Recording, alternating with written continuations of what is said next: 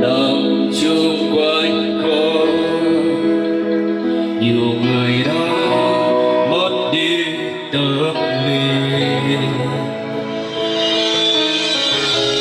thiếu vắng sự sống bóng tôi tràn lan cô đơn ngày tháng nơi hoang tàn. Thôi cơn mùa rơi Chúa đã đến nơi, ánh sáng tin đến con hao gầy. Vùng xây ta đi ra xa nơi ấy, vui xuống sinh dân ngài.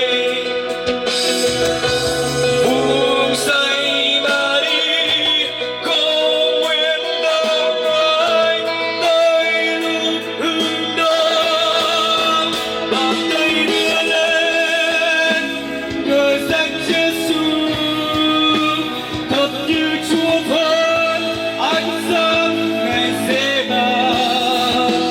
Xin Cha thêm giữ để con tin tưởng trong đạo quyền đắc thắng.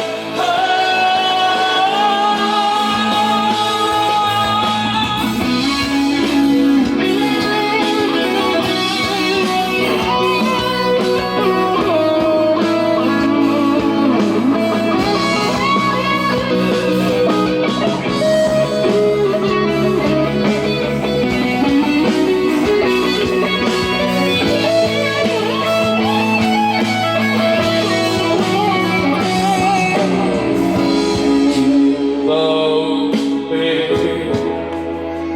nhìn tôi lối ngỡ như con bi,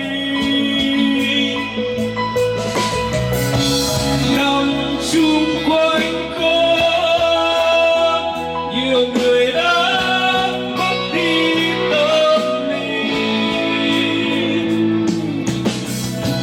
thiếu vắng sự sống bóng tôi tràn lan cô đơn ngày tháng nơi hoang tàn.